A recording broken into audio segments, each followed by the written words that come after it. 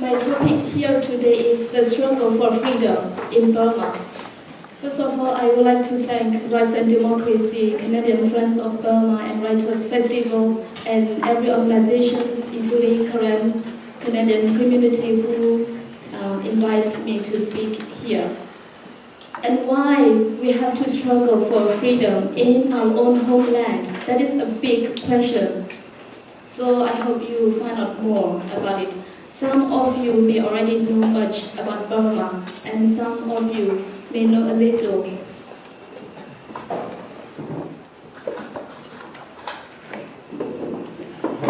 When I think about Burma, I think about a beautiful land.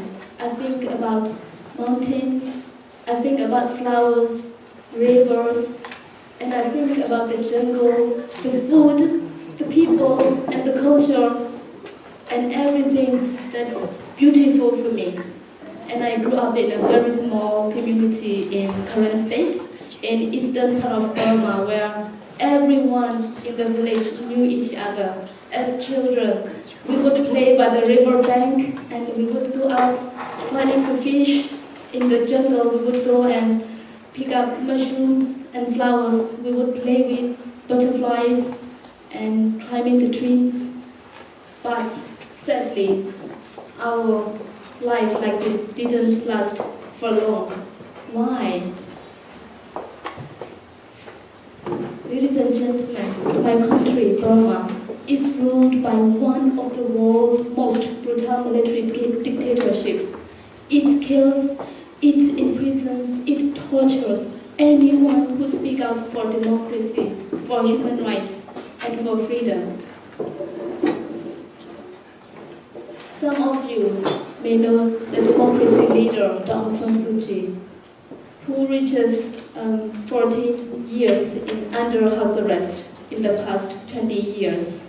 And she has no access and very limited access to her own families and international community. She is completely isolated. And when we talk about Burma, some people know about democracy leader Aung San Suu Kyi, about Buddhist Months in 2007 when they took up to the streets demanding for change, for democracy and human rights. And again in 2008 when Cyclone Nargis hit Burma. People do know some information about the central part of Burma. But there is also another part of Burma where people don't really know, and especially in eastern part of Burma, in Karenni, Shan and Karen states, where the regime for many years engaged in ethnic cleansing policy, shooting people on sight, and beheading people, killing people, just because we are ethnic. And for me, I am Karen ethnic. And for more than 60 years, my people have been attacked by dictatorship in Burma.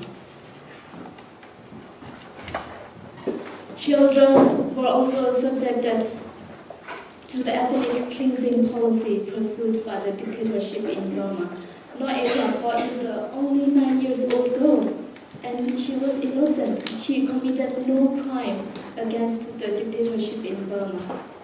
But she was shot after she'd seen her mother and stepfather killed in the attack. I have some of the disturbing images, so if you don't like, please look away. And these are portraits. The dictatorship in Burma used people as slaves.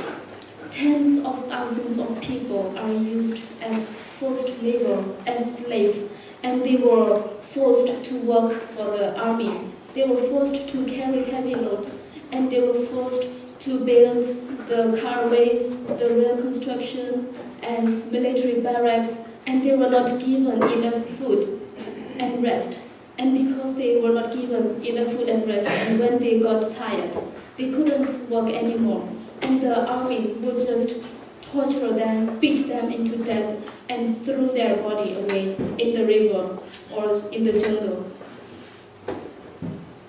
And the regime also used rape as a weapon of war. Girls as young as 5 years old they were raped by the Burmese army soldiers. And people, because of the attacks, most of them are hiding in the jungle with very little or no food, no medical care, and they are the most vulnerable people. They suffer from malaria, from diarrhea and malnutrition, but they have no access to international aid. They have no access to Canadian foreign aid. And more than 3,300 villages have been destroyed in the past 12 years in eastern part of Burma alone. And even the United Nations has accused the regime of breaking the Geneva Convention by deliberately targeting civilians in the conflict area.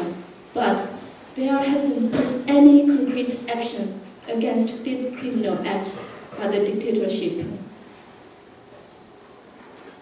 Because of the attacks and because of the forced relocations and forced labor, thousands and thousands of people were forced to flee from their homes, many finding their way into Thailand-Burma border to refugee camps, and many are still hiding in the jungle.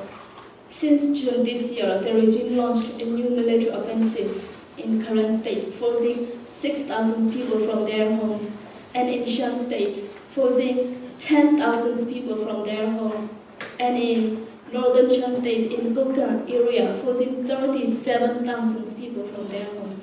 And we have the reports that there will be more attacks in northern Burma, in Kachin state, and in Karenni state, in eastern Burma and Mon state, southeast side of Burma. And people in Burma need urgent attention.